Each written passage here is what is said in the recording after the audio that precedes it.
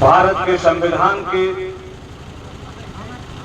सुरक्षा और रक्षा के लिए लोकतंत्र भाईचारा बनाओ के तहत आज आपके बीच जन अधिकार पार्टी के तत्वाधान में आयोजित भाईचारा बनाओ के तहत आपके कबरई में ये रथ यात्रा आई हुई है।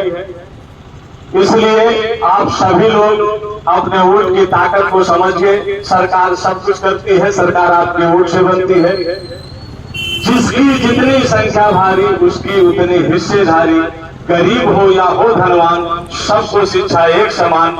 ये संविधान में डॉक्टर B.R. अम्बेडकर के द्वारा व्यवस्था दी गई है कि जिस जाति की जितनी संख्या है, संख्या के आधार पर इस देश का जितना भी जल जंगल जमीन है, इस देश की जितनी भी धन दौलत है, वो सब लोगों में बांट दिया जाए तो किसी भी तरह का कोई झगड़ा और विवाद नहीं होगा। इसलिए ये सभी संविधान के तहत सबको हक और हिस्सा मिल जाएगा।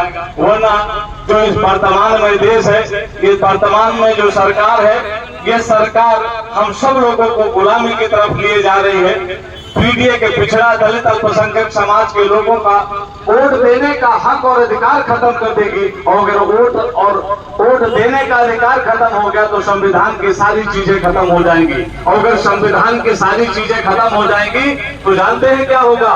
फिर वही गुलामी वाली बातें आ जाएंगी कि हमारे सारे इस देश के जो पीडीए के लोग हैं, पिछड़ा दलित अल्पसंख्यक समाज के लोग, वो फिर गुलाम हो जाएंगे।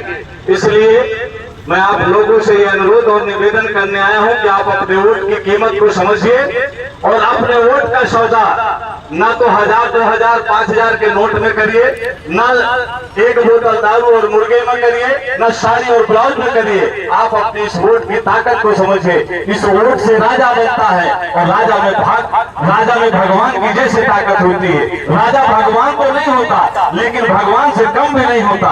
आप लोगों को अच्छी तरह से याद होगा कि जब आपने 2014 में मोदी जी को प्रधानमंत्री बना दिया तो 2016 में उन्होंने 8 नवंबर 2016 को ऐलान किया कि आज रात 12 बजे से 1000 और 500 के नोट बंद हो गए।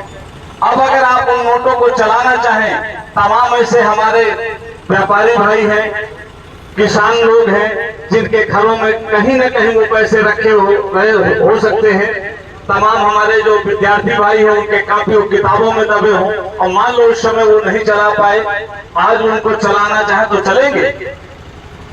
और अगर मोदी जी चाहे ले तो चल जाएंगे। तो पावर कहाँ है, ताकत कहाँ है, शक्ति कहाँ है, आपको ये समझना पड़ेगा।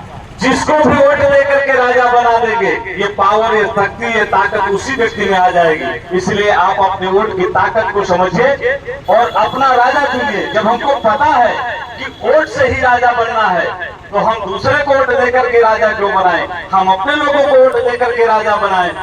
सरकार में जाने के लिए वोट के सिवा कुछ नहीं लगता है, वोट से ही राजा बनता है और उसी में सारी शक्ति विद्यमान होती है।